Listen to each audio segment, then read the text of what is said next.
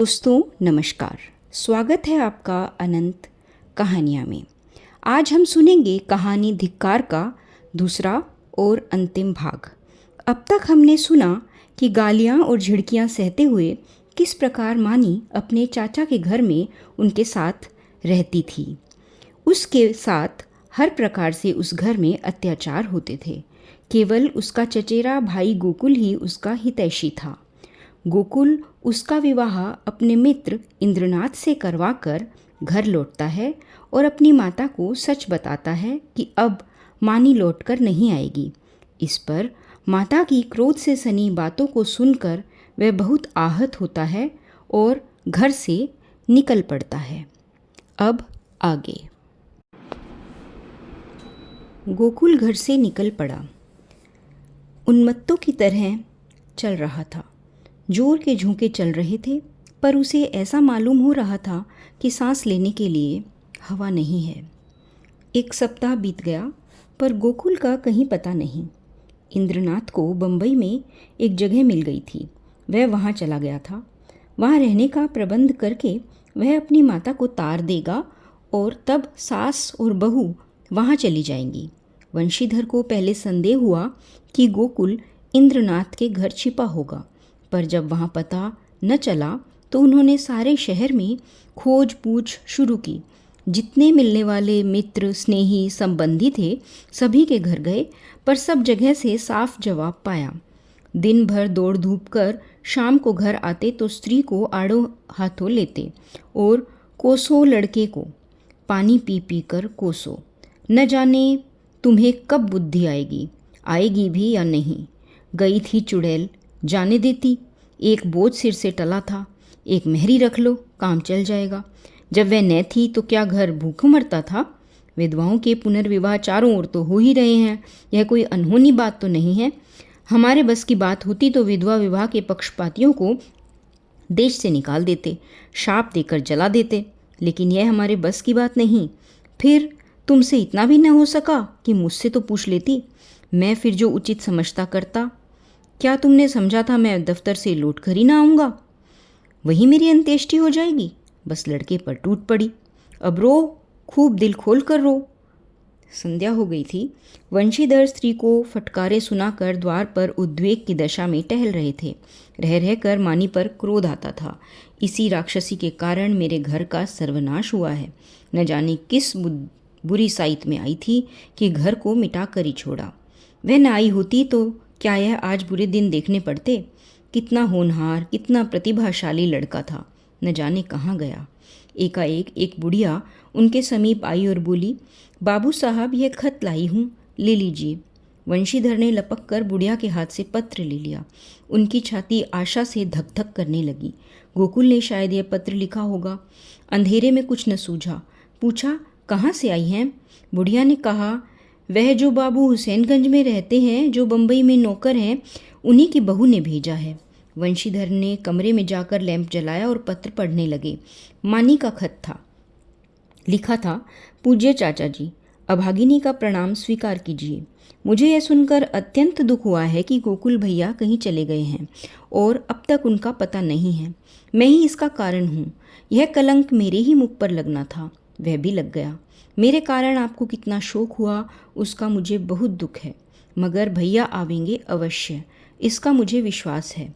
मैं इसी 9 बजे वाली गाड़ी से बंबई जा रही हूँ।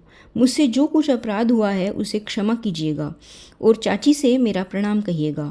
मेरी ईश्वर से यही प्रार्थना है कि शीघ्र ही गोकुल भैया सकुशल घर लौट आवें। ईश्वर की इच्छा हुई तो भैया के विवाह में आपके चरणों के दर्शन करूंगी। वंशीधर ने पत्र को फाड़कर पुर्जे पुर्जे कर डाला। घड़ी में देखा तो 8 बज रहे थे। तुरंत कपड़े पहने सड़क पर आकर इक्का किया और स्टेशन चले। बंबई प्लेटफॉर्म पर गाड़ी खड़ी थी। मुसाफिरों में भगदड़ मची हुई थी। खोमचे वालों की चीख पुकार से कान में सुनाई दे रही थी। गाड़ी छूटने में थोड़ी ही देर थी। मानी और उसकी सास एक जनाने कमरे में बैठे हुए थे। मानी सजल नेत्रों से सामने ताक रही थी। अतीत चाहे दुखद ही क्यों न हो, उसकी स्मृतियाँ मधुर होती हैं। मानी आज बुरे दिनों को स्मरण करके दुखी हो रही थी गोकुल से अब न जाने कब भेंट होगी। चाचा जी आ जाते तो उनके दर्शन कर लेती। कभी कभी बिगड़ते थे तो क्या, उनके भले के ही लिए तो डांटते थे। वह आवेंगे नहीं, अब तो गाड़ी छूटने में थोड़ी ही देर है। कैसे आवें? समाज में हलचल न मच जाएगी। भगवान की इच्छा होगी तो अब की जब यहाँ आऊँगी तो उनके दर्शन ज़रूर करूँगी। एकाएक उसने लाला वंशीधर को आते देखा। वह गाड़ी से निकलकर बाहर खड़ी हो गई और चाचा जी की ओर बढ़ी। चरणों पर गिरना चाहती थी कि वह पीछे हट गए और आंखें निकालकर बोले, मुझे मत छू, दूर रह भागिनी। अभागिनी कहीं की, मुंह में कालिख लगाकर मुझे पत्र लिखती है। तुझे मौत भी तो नहीं आती। तूने मेरे कुल को सर्वनाश कर दिया है। आज गोकुल का कहीं पता नहीं है। तेरे कारण वह घर से निकला है और अब तू मेरी छाती पर मूंग दलने के लिए बैठी है। तेरे लिए क्या गंगा में पानी नहीं है?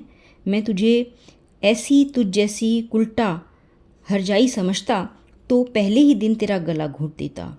अब मुझे अपनी भक्ति दिखाने चली है।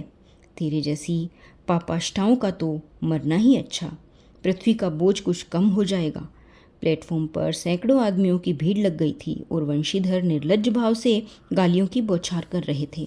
किसी को समझ में न आता था कि माजरा क्या है, पर मन से सब लाला को ही धिक्कार रहे थे। मानी पाषाण मूर्ति के समान खड़ी थी, मानो वह वहीं जम गई थी। उसका सारा अभिमान चूर चूर हो गया। ऐसा जी चाहता था कि धरती फट जाए और मैं समा जाऊं, कोई वज्र गिराकर उसके अधम जीवन का अंत कर दे। इतने आदमियों के सामने उसका पानी उतर गया और आंखों से पानी की एक बूंद भी न निकली। हृदय में आंसू थे। उसकी जगह एक दावा नल सा दहक रहा था, जो मानो वेग से मस्तिष्क की ओर बढ़ता चला जाता था। संसार में कौन जीवन इतना अधम होगा? सास ने पुकारा, बहू अंदर आ जाओ। गाड़ी चली तो माता ने कहा, ऐसा बेशर्म आदमी नहीं देखा। मुझे तो ऐसा क्रोध आ रहा था कि उसका मुंह नोच लूं। मानी ने सिर ऊपर न उठाया। माता फिर बोली, न जाने इन सड़ियलों को बुद्धि कब आएगी। अब तो मरने के दिन भी आ गए हैं। पूछो, तेरा लड़का भाग गया तो हम क्या करें? अगर ऐसे पापी न होते तो यह वज्र ही क्यों गिरता? मानी ने फिर भी मुंह न खोला। शायद उसे कुछ सुनाई ही न दिया था। शायद उसे अपने अस्तित्व का ज्ञान भी नहीं था। वह टकटकी लगाए खिड़की की ओर ताक रही थी। उस अंधकार में उसे न जाने क्या सूझ रहा था। कानपुर आया। माता ने पूछा, बेटी कुछ खाओगी? थोड़ी सी मिठाई खा लो, 10 कब के बज गए हैं। मानी ने कहा, अभी तो भूख नहीं है अम्मा, फिर खा लूँगी। माता जी सोई, मानी भी लेटी, पर चचा की वह सूरत आंखों के सामने खड़ी थी और उनकी बातें कानों में गूंज रही थी। आह, मैं इतनी नीच हूँ, ऐसी पतित हूँ कि मेरे मर जाने से पृथ्वी का भार हल्का हो जाएगा। क्या कहा था, तू अपने माँ बाप की बेटी है तो फिर मुंह मत दिखाना। न दिखाऊंगी। जिस मुंह पर ऐसी कालीमा लगी हुई है उसे किसी को दिखाने की मेरी इच्छा भी नहीं है। गाड़ी अंधकार को चीरती चली जा रही थी। मानी ने अपना ट्रंक खोला और अपने आभूषण निकालकर उसमें रख दिए। फिर इंद्रनाथ का चित्र निकालकर उसे देर तक देखती रही। उसकी आंखों में गर्व की एक झलक सी दिखाई दी। उसने तस्वीर रख दी और आप ही आप बोली, नहीं नहीं, मैं तुम्हारे जीवन को कलंकित नहीं कर सकती। तुम देवतुल्य हो। तुमने मुझ पर दया की है। मैं अपने पूर्व संस्कारों का प्रायश्चित कर रही थी। तुमने मुझे उठाकर हृदय से लगा लिया, लेकिन मैं तुम्हें कलंकित न करूँगी। तुम्हें मुझसे प्रेम है। तुम मेरे लिए अनादर, अपमान, निंदा सब सह लोगे, पर मैं तुम्हारे जीवन का भार न बनूंगी। गाड़ी अंधकार को चीरती चली जा रही थी। मानी आकाश की ओर देखकर देखती ही रही। सारे तारे अदृश्य हो गए और उस अंधकार में उसे अपनी माता का स्वरूप दिखाई दिया, ऐसा उज्ज्वल, ऐसा प्रत्यक्ष कि उसने चौंक कर आंखें बंद कर ली। न जाने कितनी रात गुजर चुकी थी। दरवाज़ा खुलने की आहट से माताजी की आंखें खुल गई। गाड़ी तेज़ी से चली जा रही थी, मगर बहू का पता न था। वह आंखें मलकर उठ बैठी और पुकारा, बहू बहू। कोई जवाब न मिला। उनका हृदय धक धक करने लगा। ऊपर की बर्थ पर नज़र डाली, पेशाब खाने में देखा, बेंचों के नीचे देखा, पर बहू कहीं न थी। तब वह द्वार पर आकर खड़ी हो गई। बहू का क्या हुआ? यह द्वार किसने खोला? कोई गाड़ी में तो नहीं आया? उनका जी घबराने लगा था। उन्होंने किवाड़ बंद कर दिया और ज़ोर ज़ोर से रोने लगी। किससे पूछे? डाक गाड़ी अब न जाने कितनी देर में रुकेगी। कहती थी बहू मर्दानी गाड़ी में बैठे, पर मेरा कहना न माना। कहने लगी, अम्मा जी आपको सोने की तकलीफ़ होगी, यहीं आराम दे गई। सहसा उसे खतरे की जंजीर याद आई। उसने ज़ोर ज़ोर से कई बार वह जंजीर खींची। कई मिनट बाद गाड़ी रुकी। गार्ड आया। पड़ोस के कमरे से 2-4 आदमी और भी आए। फिर लोगों ने सारा कमरा तलाशा। नीचे तख्ते को ध्यान से देखा, रक्त का कोई चिन्ह न था। असबाब की जांच की। बिस्तर, संदूक, संदूकची, बर्तन सब मौजूद थे। ताले भी सब बंद थे। कोई चीज़ गायब न थी। अगर बाहर से कोई आदमी आता तो चलती गाड़ी से कहाँ जाता? एक स्त्री को लेकर गाड़ी से कूद जाना असंभव था। सब लोग इन लक्षणों से इसी नतीजे पर पहुँचे कि मानी द्वार खोलकर बाहर झांकने लगी होगी और मुठिया हाथ से छूट जाने के कारण गिर पड़ी होगी। गार्ड भला आदमी था। उसने नीचे उतरकर 1 मील तक सड़क के दोनों तरफ तलाश किया। मानी का कोई निशान न मिला। रात को इससे ज़्यादा और क्या किया जा सकता था? माताजी को कुछ लोग आग्रहपूर्वक एक मर्दाने डब्बे में ले गए। यह निश्चय हुआ कि माताजी अगले स्टेशन पर उतर पड़े और सवेरे इधर उधर दूर तक देखभाल की जाए।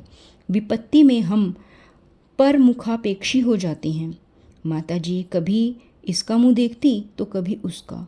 उनकी याचना से भरी हुई आंखें मानो सबसे कह रही थी, कोई मेरी बच्ची को खोज कर क्यों नहीं लाता? हाय, अभी तो बेचारी की चुंदरी भी मैली नहीं हुई। कैसे कैसे साधुओं और अरमानों से भरी अपने पति के पास जा रही थी। कोई उस दुष्ट वंशीधर से जाकर कहता क्यों नहीं, ले तेरी मनोभिलाषा पूरी हो गई, जो तू चाहता था वह पूरा हो गया, क्या अब भी तेरी छाती नहीं जुड़ाती? वृद्धा बैठी रो रही थी और गाड़ी अंधकार को चीरती चली जा रही थी। रविवार का दिन था।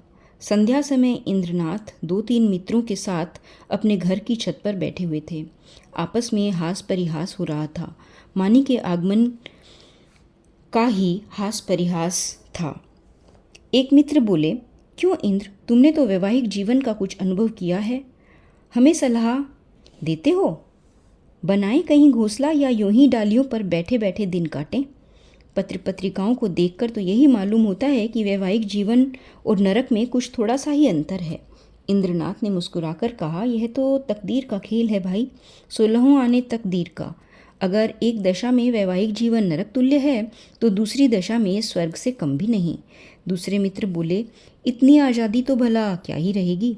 इंद्रनाथ, इतनी क्या, इसका शतांश भी न रहेगा। अगर तुम रोज़ सिनेमा देखकर 12 बजे लौटना चाहते हो, 9 बजे सोकर उठना चाहते हो और दफ्तर से 4 बजे लौटकर ताश खेलना चाहते हो, तो तुम्हें विवाह करने से कोई सुख न होगा। और जो हर महीने सूट बनवाते हो, तब शायद साल भर में भी न बनवा सको।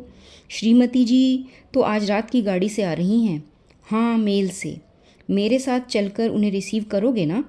यह भी कोई पूछने की बात है? अब घर कौन जाता है, मगर कल दावत खिलानी पड़ेगी। सहसा तार के चपरासी ने आकर इंद्रनाथ के हाथों में तार का एक लिफाफा रख दिया। इंद्रनाथ का चेहरा खिल उठा। झट से तार खोलकर पढ़ने लगा। एक बार पढ़ते ही उसका हृदय धक हो गया, सांसें रुक गई, सिर घूमने लगा, आंखों की रोशनी लुप्त हो गई, जैसे विश्व पर काला पर्दा पड़ गया हो। उसने तार को मित्रों के सामने फेंक दिया और दोनों हाथों से मुंह ढांककर फूट फूट कर रोने लगा। मित्रों ने घबरा कर तार उठा लिया और उसे पढ़ते ही हतबुद्धि से हो दीवार की ओर ताकने लगे। क्या सोच रहे थे और क्या हो गया? तार में लिखा था, मानी गाड़ी से कूद पड़ी है, उसकी लाश लालपुर से 3 मील पर पाई गई। मैं लालपुर में हूँ, तुरंत आओ। एक मित्र ने कहा, किसी शत्रु ने झूठी खबर तो नहीं भेज दी है? दूसरे मित्र ने कहा, कभी कभी लोग ऐसी शरारतें करते हैं। इंद्रनाथ ने शून्य नेत्रों से उनकी ओर देखा, पर मुंह से कुछ बोले नहीं। कई मिनट तीनों आदमी निर्वाक निस्पंद बैठे रहे। एकाएक इंद्रनाथ खड़े हो गए और बोले, मैं इसी गाड़ी से जाऊंगा। बम्बई से 9 बजे रात को गाड़ी छूटती थी। दोनों मित्रों ने चटपट बिस्तर आदि बांधकर तैयार कर दिया। एक ने बिस्तर उठाया, दूसरे ने ट्रंक। इंद्रनाथ ने चटपट कपड़े पहने और स्टेशन चले। निराशा आगे थी और आशा रोती हुई पीछे पीछे। एक सप्ताह गुजर गया था। लाला वंशीधर दफ्तर से आकर द्वार पर बैठे ही थे कि इंद्रनाथ ने आकर प्रणाम किया। वंशीधर उसे देखकर चौंक पड़े। उसके अनअपेक्षित आगमन पर नहीं, उसकी विकृत दशा पर, मानो वीतराग शोक सामने खड़ा हो, मानो कोई हृदय से निकली हुई आह मूर्तिमान हो गई हो। वंशीधर ने पूछा, तुम तो बम्बई चले गए थे ना? इंद्रनाथ ने जवाब दिया, जी हाँ, आज ही आया हूँ। वंशीधर ने तीखे स्वर में कहा, गोकुल को तो तुम ले बीते। इंद्रनाथ ने अपनी अंगूठी की ओर ताकते हुए कहा, वह मेरे घर पर है। वंशीधर के उदास मुख पर हर्ष का प्रकाश दौड़ गया। बोले, तो यहाँ क्यों नहीं आए? तुमसे कहाँ उसकी भेंट हुई? क्या बम्बई चला गया था वह? जी नहीं, कल मैं गाड़ी से उतरा तो स्टेशन पर मिल गए थे। तो जाकर लिवा लाओ ना। जो किया अच्छा किया। यह कहते हुए वह घर में दौड़े। एक क्षण में गोकुल की माता ने उसे अंदर बुलाया।